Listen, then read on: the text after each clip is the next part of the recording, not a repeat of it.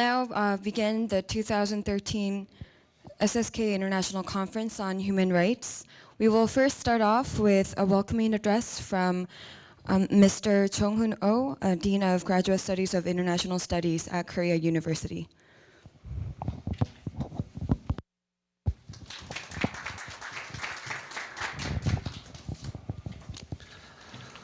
Thank you.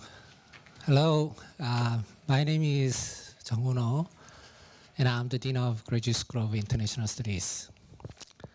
First of all, on behalf of all the faculty and staff members, I'd like to welcome all the representatives of SSK Human Rights Forum and all the distinguished speakers and discussants and participants to Korea University and to GSIs of KU.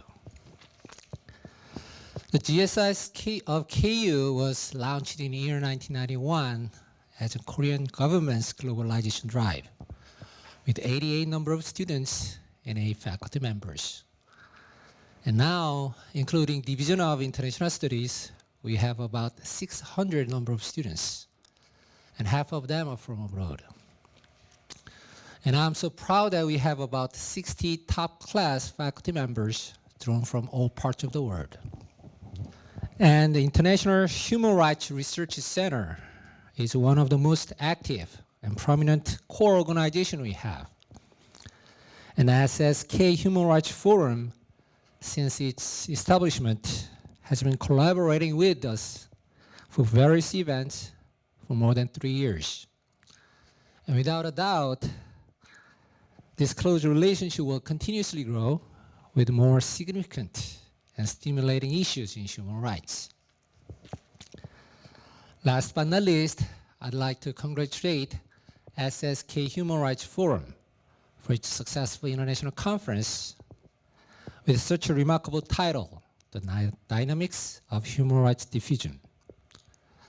And I wish you all enjoy the rest of the day very much. Thank you.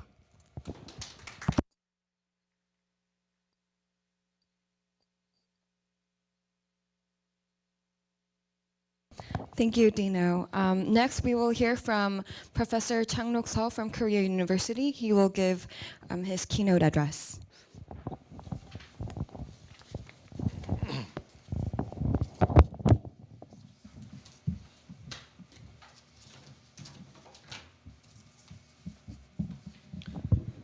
Good morning. Welcome to SSK Human Rights Conference in 2013. As the main host of today's conference, I'd like to welcome all the participants, particularly the scholars from abroad. I'm a professor at Korea University, and also I'm a president of Human Asia and chair of SSK Human Rights Forum, and the director of International Human Rights Research Center at Korea University. So I'm in charge of all 3 organizing the organizations for this conference. So it's truly an honor to have a chance to share my thoughts with you, with distinguished professors here in this conference.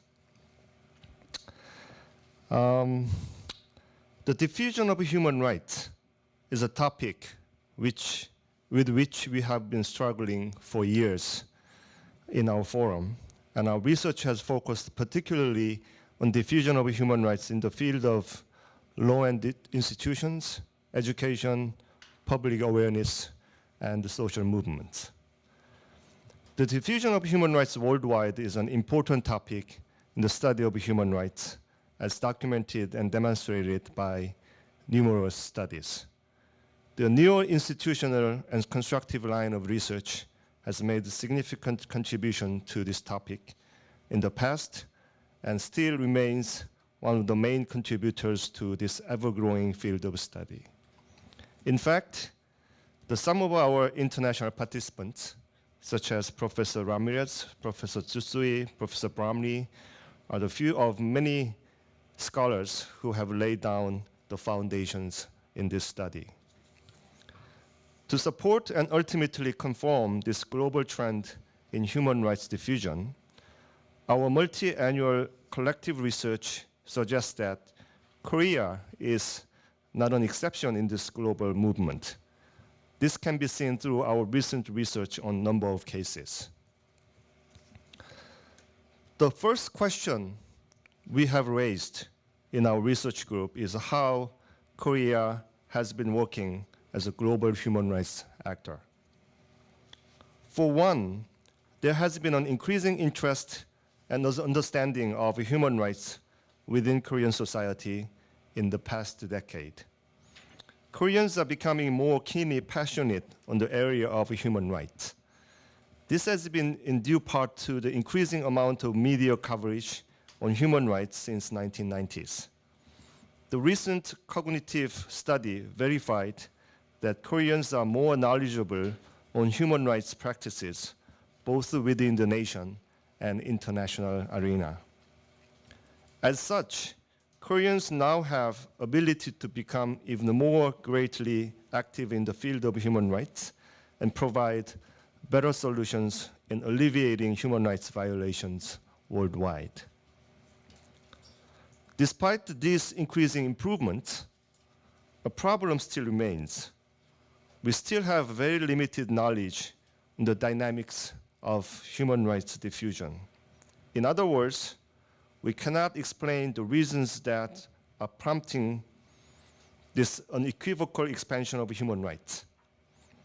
Global human rights standards and norms have exerted substantial influence on the diffusion of human rights in Korea, but it is undeniable that domestic factors have also played a role as an important player facilitating diffusion process. The concept of a domestic force is broad and difficult to explain, but they come in numerous types and forms. One of these forms is the regime effect. The regime effect has the ability to deeply influence the shaping patterns and trends of human rights diffusion. The media coverage of human rights in Korea, for example, was tepid under the Lee Myung-bak administration between 2008 and 2012, compared with previous governments. And it seems as though the media is likely to continue to remain that way under the current administration as well. Another form of domestic factors for force comes from traditional cultural values.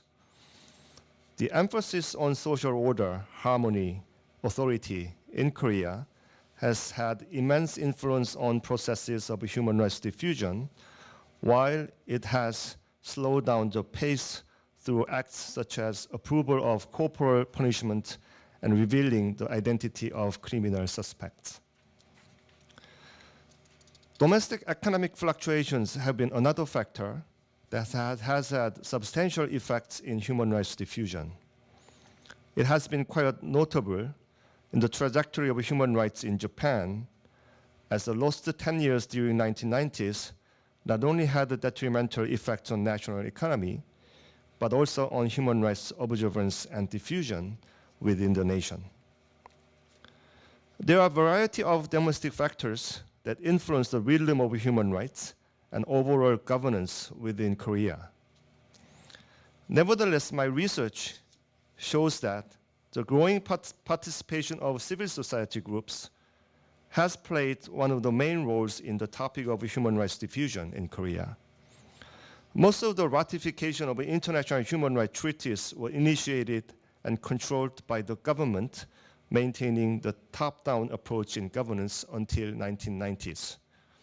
However, since the mid-1990s, the components of governance that contained freedom, network, and citizen participation changed the decision-making process in Korea. Now, the international human rights norms are dispersed and distributed throughout the nation by using a bottom-up approach in the governance process. Civil societies are providing more awareness of societal issues, such as rights of minorities, and NGOs are taking an active role as one of the decision makers within the nation. Ultimately, various factors have encouraged and enhanced South Korea as a global human rights actor. The second question I'd like to propose is whether Korea can play a leadership role in diffusion of human rights into other countries. In the practical consideration, as a president of Human Asia, which is a human rights NGO, I'm personally been thinking about the role of Korean leadership in diffusion of human rights into other Asian countries. In consideration of a human rights diffusion of Korean development into other Asian region, my recent research has found out that Asia still lacks human rights governance, and diffusion will not happen anytime soon unless the pioneering force such as South Korea takes a serious leadership. Korea's movement toward democracy is crucial in figuring out Korea's role in Asia and ways to resolve its current lack of a human rights protection system. Asia has faced various human rights problems, the violation of children's rights, women's rights, minority and refugee rights are only to name a few. Despite such glaring violations, the continent still lacks a human rights regime or an official type of protection system, which has been topic of past criticism and debate.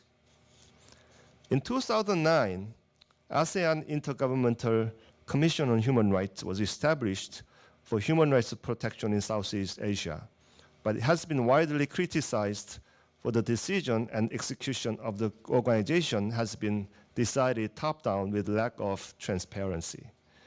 Currently, it is evaluated that there is a visible ceiling in Asia in terms of human rights development, for awareness of needing such system is lacking in most countries, and there's no pioneering force to lead and pave way for human rights governance in Asia. South Korea and its NGOs more so can take on such a role for human rights governance and diffusion.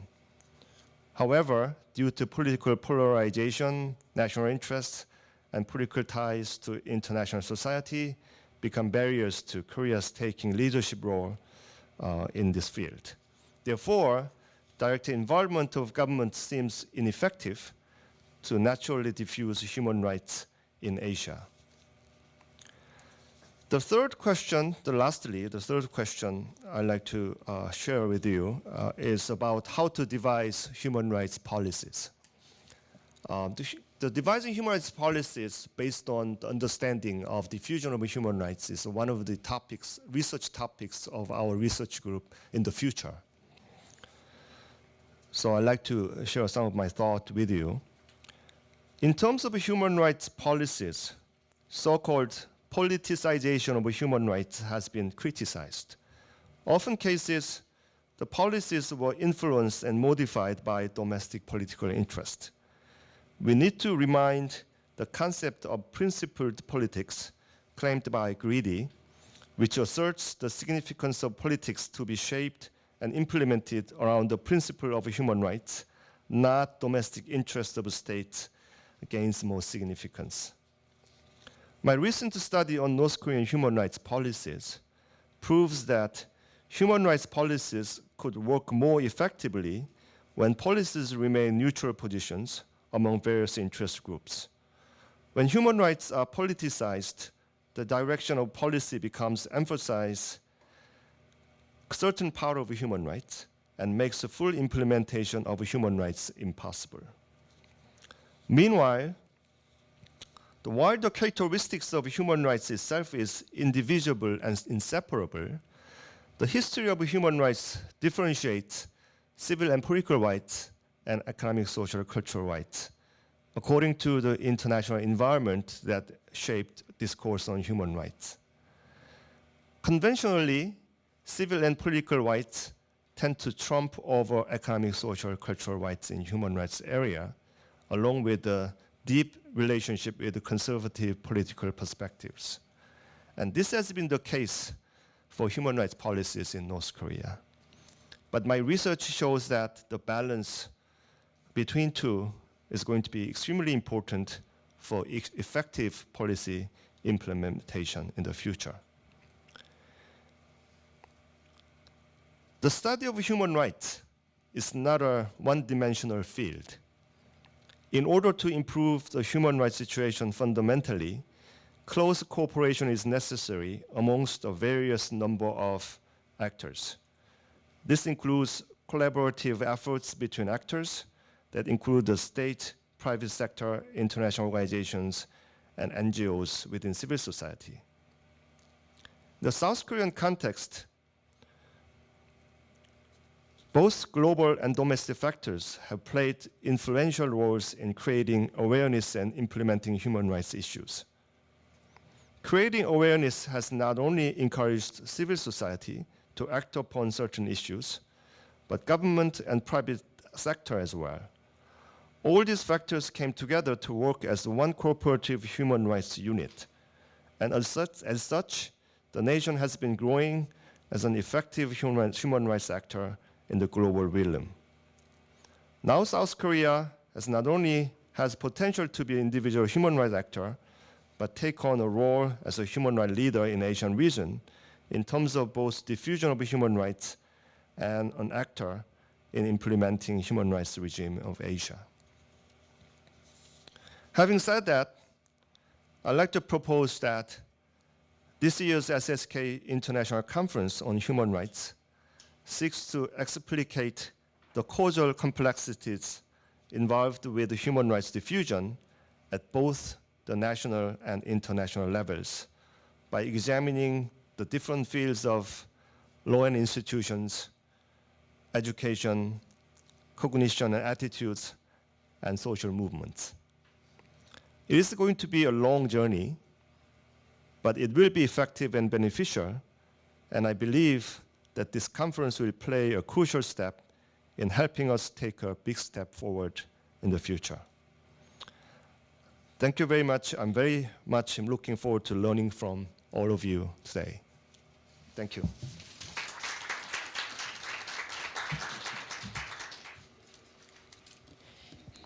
First of all, let me thank the Korea University and the SSK Human Rights Forum for inviting me once again. It's my pleasure to be here, and hopefully I will not disappoint you. What I would like to do today, with your permission, is to tackle 3 different issues, one of which I will move rather quickly with. And so the first issue I will be dealing with is the rise of national human rights institutions, and my remarks based on a paper that Professor Koo and I wrote some time ago. Then I will be looking at the impact of national human rights commissions, and that work is the subject of a forthcoming paper with Professor Cole. Neither Professor Koo nor Professor Cole should be held responsible for anything irresponsible that I say today. And lastly, I'm going to offer some very tentative, speculative remarks on rethinking decoupling, which is a concept that's very much within the array of concepts associated with the world polity or world society perspective. So let me start, and I'm going to try to move quickly with the first 9 slides, which deal with the rise of national human rights institutions.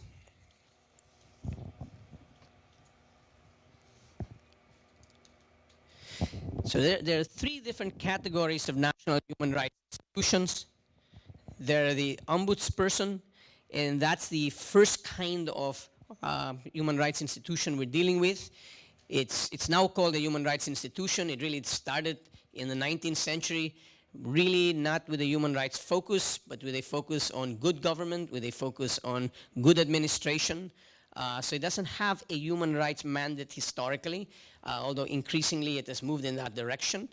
The second kind of human rights institution that we're interested in is human rights commissions. And human rights commissions were created in the 1970s with investigative powers, and then human rights ombudsmen as a third category, and they are created with more advisory and not investigative powers, and they come in later in the 1990s. Okay, a very quick definition of what is a national human rights institution. It's an agency created by the government to either advise or investigate alleged abuses of human rights. Okay? So this is a peculiar feature because the main abuser, if you will, is often the government. And yet the government often creates this agency to advise it and to investigate allegations of human rights abuses. So that's what we're interested in. That's what we're dealing with. This very simply points out that there's been an expansion of the numbers of human rights institutions. The top arrow is classical ombudsman. It starts earlier. We're not even dealing with the formations before 1966. We then look at human rights commissions and ombudsmen, and we've lumped them together. They start later. They don't really start until the 70s. But the point I want to make is that both of these things expand, and that by the end of the 20th century, you in fact have more of these newer kinds of national human rights institutions, the ones with an explicit human rights mandate. Okay? This is sort of important to keep in mind. The development is in the direction of the more explicit ones. So in trying to understand what are the factors that influence the likelihood of a particular country adopting a national human rights institution, there are two general kinds of arguments that Professor Koo and I were interested in examining.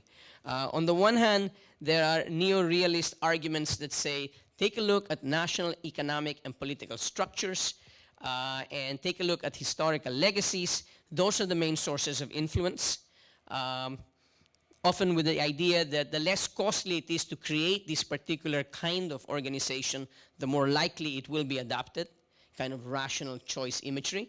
And the other kind of argument focuses on the world polity, starts with the premise that countries are not completely autonomous, that countries are embedded in a wider world. This wider world consists, on the one hand, of world models and blueprints that basically define what is a good nation state, what ought to be its goals, what ought to be its structures, through what mechanisms should these goals be achieved. And you can sort of talk about that. You can talk about epistemic communities that develop around this. And you can also talk about the organizational carriers of these models. Okay? Now, the organizational carriers need not be passive. They could be very active social movements. And the argument is that both of these things constitute part of a larger world. And that the more the world emphasizes the importance of human rights, the greater the likelihood that countries will adopt it. The more a country is linked to this wider world, the greater the likelihood that it will adopt it. So if you think in terms of formal hypotheses, the world polity hypothesis would be very quickly summarized this way. Countries are more likely to adapt as the world becomes more saturated by the international human rights regime. Kind of an idea that in some ways is there in Anthony Giddens' work on structuration, but the idea is that the state of the world influences what countries do. The second, a more sort of classical diffusion imagery, is that countries are more likely to adopt national human rights institutions as other countries throughout the world or in one's region adopt human rights institutions. The third hypothesis is that what's crucial is whether there are world conferences promoting human rights, that the timing of the adoption of a national human rights institution is often influenced by whether there are conferences that deal with this material. And later on, when I briefly talk about the case of Indonesia, I will come back to this point to show the relevance of a conference in promoting this. And again, lastly, the fourth hypothesis is that countries with stronger links to the world polity are more likely to adopt it. So countries that are more isolated, countries are less likely to adopt national human rights institutions. Neo-realist hypothesis, here again I only deal with three. Economically advanced countries are more likely to do it. Politically democratic countries are more likely to do it. Western countries are more likely to do it. Again, keep in mind that this is not a soccer game. It could well be that each of these hypotheses is true or false, so it's not a we win, they lose, they win, we lose. Okay, all of these things could be happening, or none of these things could be happening. The point is to examine whether, in fact, the evidence supports one or more of these hypotheses. The main findings in that social forces paper can be summarized rather readily. National human rights adoptions are positively influenced by indicators of world polity institutionalization. What do we mean by that? Well, by the spread of international organizations and international human rights instruments. The more the world is saturated with international organizations and human rights instruments, the greater the adoption rates.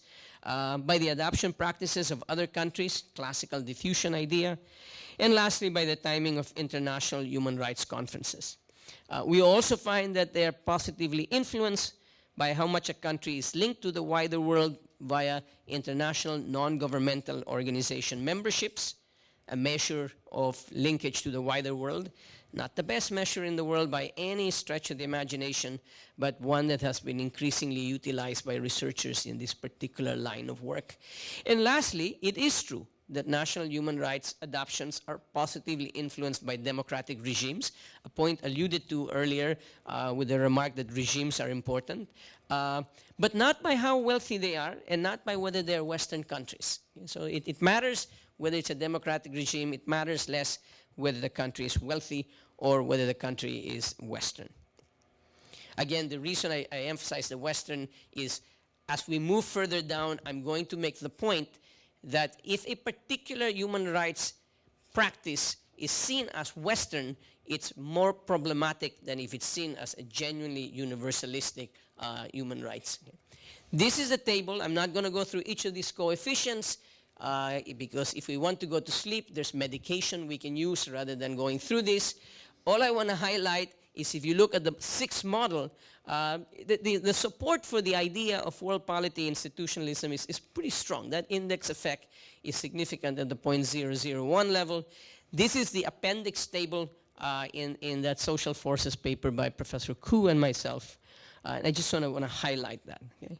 I also want to highlight that the national linkage to the world polity is positive and significant, and that the human rights practices is positive. That is, countries with better human rights practices are more likely to have national human rights institutions, are more likely to adopt them. Later on, the question is, does it make a difference? Does it work? Is it influential at all to have a national human rights institution? Okay? So, moving quickly, I then raised three questions. And because this is not a mystery or a novel, I'm going to give you the answer to the questions right away. And I could at that point say thank you very much and sit down. But I suspect that I'm expected to do more than that. Okay? So the question here is, does it matter which type of institution are we dealing with? Does it matter whether it's a classical ombudsperson or whether it's a human rights commission or whether it's a human rights ombudsperson? And there are ideas why it should matter. You could imagine that it should matter, and the classical ombudsperson organization has been around for a longer time, so maybe it has more capacity, and maybe it should be more important. Alternatively, you could argue that the human rights commissions and the human rights ombudspersons have an explicit human rights mandate, so maybe they should be more important. So there are reasonable arguments going either way. What we find is that the kind of organization does not matter.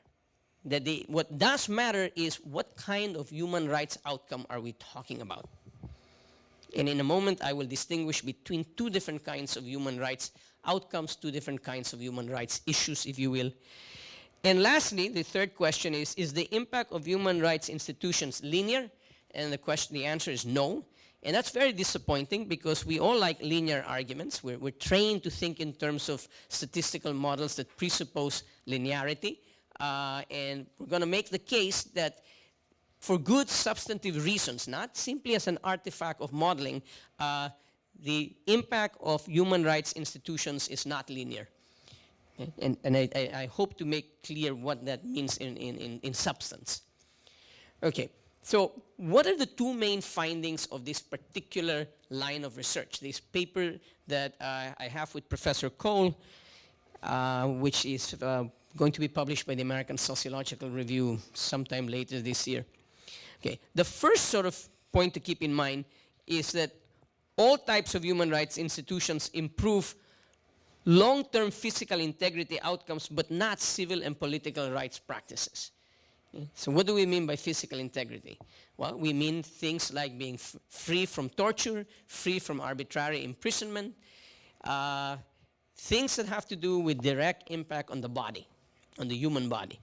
And we find that all of these kinds of human institutions do in fact result in a better human rights record as far as physical integrity is concerned.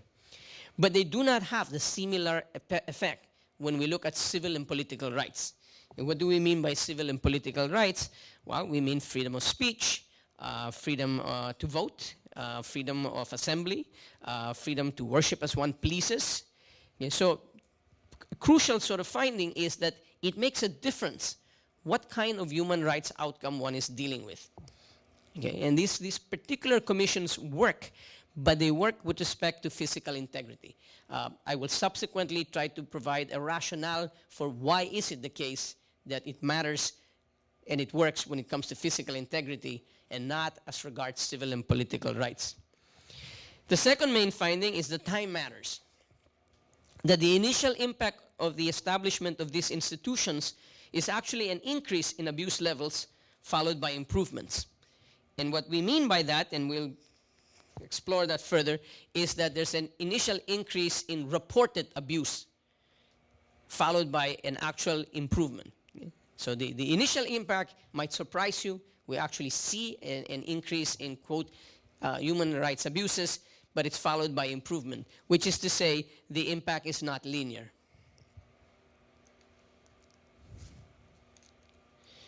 Okay, so why are physical integrity rights more likely to be improved than civil and political rights? Well, the first point to keep in mind is that there's more global consensus on these rights than on civil and political rights. And what do we mean by that? Well, we mean that there's no country or region in the world that argues that its culture permits it to engage in torture, for example. I'm not saying there's no such thing as torture. There is. But no country or culture says, look, it's part of our culture. No country says it's part of our culture to put people behind bars and never let them know why, or to use rape as an instrument of state policy. These are not seen as distinctively Western rights. You can go to Singapore and you can have Singaporean officials basically say, we are committed to these kinds of outcomes. When it comes to civil and political rights, however, very often these are thought of as Western in character. And what that means is that the argument is made that in our culture, we value order, we value a communitarian outlook, and we value respect for authority, whereas in Western cultures, you value individuals and individual expression, okay, which is from a non-Western perspective often seen as excessive. Okay? So I'm not here to adjudicate whether it's excessive or whether it's not excessive, but you can, as a country, make the argument that you are part of a wider civilization or culture that is more committed to certain kinds of outcomes, security, order, and therefore you are more likely to have reservations about civil and political rights. Okay? So there's an Asian human rights regime that's often discussed in the literature, and it is very skeptical about too strong an emphasis on civil and political rights. There's an African human rights regime, and it often talks about economic and social rights, and again is a little skeptical about civil and political rights. So although, given the power of the West, civil and political rights have diffused, we find that the creation of these commissions actually has no effect on civil and political rights, but it does have an effect on physical integrity. A second point to keep in mind is that there's more global pressure against violators of physical integrity rights than against violators of civil and political rights. As early as 2001, Amnesty International was saying to various kinds of NGOs, prioritize human rights activities. Think in terms of genocide, which is really an assault on the body. Okay? So, and when you think of mass media reports, the ones that capture our imagination are reports that refugees were slaughtered or that refugees were tortured. Okay? Much more so than simply the question of whether, in fact, they have civil and political rights, whether they were allowed to practice their religion. That doesn't quite capture it. It's the media emphasis and the emphasis on international organizations such as Amnesty International is much more focused on physical integrity. So on both of those grounds, one might expect to find what we indeed find, that these human rights commissions are more likely to have an impact when dealing with physical integrity. So why is the impact different over time? Why do we get a short-term effect that makes it look like abuses are going up, and then, in fact, you find that abuses go down? Well, one answer is that the immediate impact of having a human rights commission is to spotlight abuses and violations of human rights. This spotlighting effect has been discussed by political scientists such as Keck and Sikkink. And so the argument is that if you have this particular commission, you're going to have local groups. They will have a venue within which they can express their concerns. They can mobilize around this particular commission. And that the spotlighting will lead to more intense scrutinizing. This is especially the case if you have a free press, which can use what has been called a shame and name tactic to get countries to reduce their human rights violations. But the initial impact will be to show an increase because there'll be more reporting. Okay, this is not unique to the issue of human rights. If you create a sexual harassment agency within an organization, its immediate impact will be to see an increase in sexual harassment cases because now one is empowered to report this. But it's not that, in fact, the creation of a sexual harassment agency genuinely leads to increases in sexual harassment. It increases the spotlight on this issue, and therefore it increases the likelihood of more reported cases. I would also argue that it expands the scope of what constitutes a human rights abuse. People are more sensitive to this if you have a National Human Rights Commission. So what we concretely find is an increase in reported abuse levels for 4 or 5 years, followed by improvement. Yeah. And again, I want to argue that this spotlighting effect is not unique to human rights issues, but you can think about it as a general kind of issue that applies to different kinds of concerns. Yeah. Okay. Because the reviewers of the ASR, and if you are a reviewer, you don't have to raise your hand, because the reviewers of the ASR insisted that we look at 2 cases to illustrate what we were talking about, we ended up looking at these 2 cases. These 2 cases are not randomly selected. These 2 cases are picked because they are cases where there were well-known abuses of human rights, and they're here for illustrative purposes. Okay? So I'm going to spend more time on Indonesia rather than Argentina, but they both in 1993 created a national human rights institution. In the case of Argentina, it was called the Defensor del Pueblo de la Nación, and it was created by a democratizing regime. The Indonesian case is interesting because it was created by President Suharto. He created this national human rights organization called Komnas HAM. It was created a week before a World Conference on Human Rights. It was the foreign ministry that put pressure on the regime to create this commission. And in many ways, you could look at it and say, nothing's going to happen. It was headed by a military general. It was very much under the control of Suharto. It had advising but not investigative powers. But oddly enough, it began to investigate. It actually looked at the prison and identified a number of prisoners who had been there for years without being charged with any criminal offense. Okay? And that began a series of processes which initially actually showed an increase in human rights abuses and subsequently showed improvement. You find that in both cases. But the Indonesian case is interesting because in many ways one can say clearly this was organized hypocrisy. Clearly this was thought of as a tactic, as a strategy to deflect world attention on the part of Indonesia. But it had as an unintended consequence, and I think that's an important thing to keep in mind, because we often think in terms of what motivates an action, and we think of good motives versus bad motives. But sometimes the crucial thing is the unintended consequence of creating this particular commission, which then became the target of a variety of local social movements, which then could link themselves to a larger social movement, a large social movement emphasizing human rights.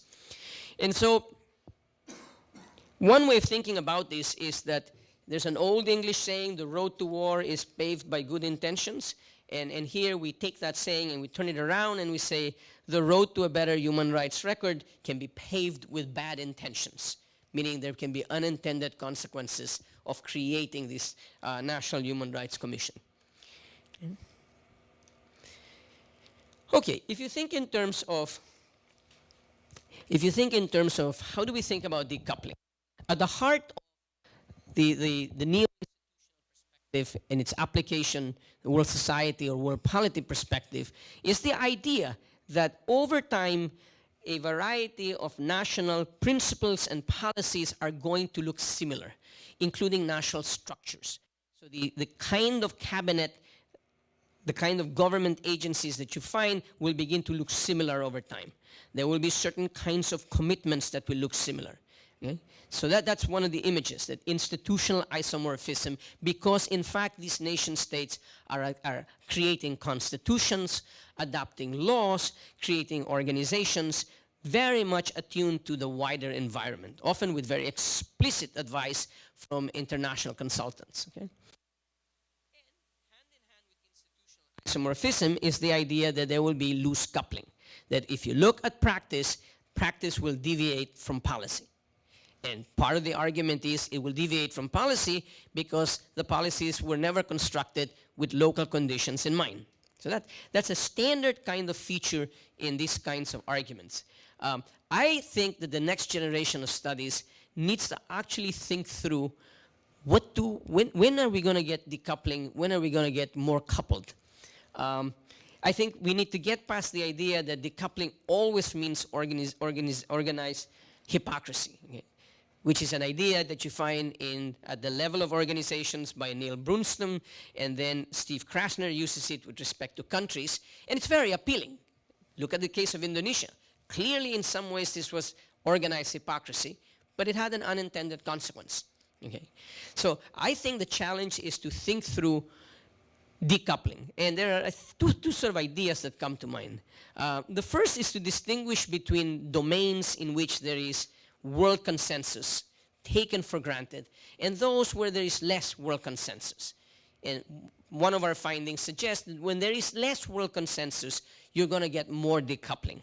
You're going to create national human rights institutions, but they will not affect civil and political rights because there's less consensus at the level of the world as regards that. There's more consensus as regards physical integrity, so you have less loose coupling. That's one idea. Second idea is to say, look, what if you live in a world that provides you with other kinds of principles which you can invoke and justify? So we live in a world that really values human capital formation and economic development. So in fact, if you create conditions, you being a government, that fosters human capital and fosters economic development, you could make the argument that you are looking past certain kinds of civil rights in the interest of the greater good, in the interest of economic development. Again, I am not making that argument. Okay? I am saying that many a regime can make that argument. Singapore, of course, comes to mind, where you can have a more restricted set of political rights. Yes, you can have an opposition, but it's a very tamed opposition. And a lot of the justification for that is to say, but look, we're harnessing human resources in this economic development project. This is not simply a regime where monies are being pocketed by the leaders. This is a regime that's committed to economic development. Economic development is a highly valued goal. So then you have this tension between two highly valued goals. On the one hand, human rights, on the other hand, economic development. That can result in this sort of funny situation where you sign off on certain kinds of human rights commissions, but in fact you don't actually do it in practice. Okay? So in a way, I'm thinking that you could actually legitimate your decoupling by saying, yes, of course we're going to sign on to this, but we reserve the right to interpret it as we see fit, and we are interpreting it in line with our particular kind of culture, our particular kind of civilizational regime, if you will. Okay? These are sort of tentative ideas on my part. What I feel sort of convinced about is that we need to get past simply talking about decoupling, that we need to think through under what conditions are certain kinds of policies and practices decoupled, and under what conditions are they not. My favorite example of clear, tight coupling has to do with the expansion of mass schooling and the construction of national educational ministries, the passage of school compulsory laws. Those two things go hand in hand. Countries not only create ministries, not only do compulsory schooling, but they actually expand schooling. So there we have a case, okay, in part because no country can say, in our culture, we don't believe that everyone should go to school. There's something about our culture that says that we can differentiate and not. Okay? So that's an example where they go hand in hand. Okay? There are other examples where you may not see them go hand in hand. Okay? But I think that that's a challenge for the next generation of research motivated by these kinds of ideas. I'm going to stop at this point. Then. Thank you very much for your attention.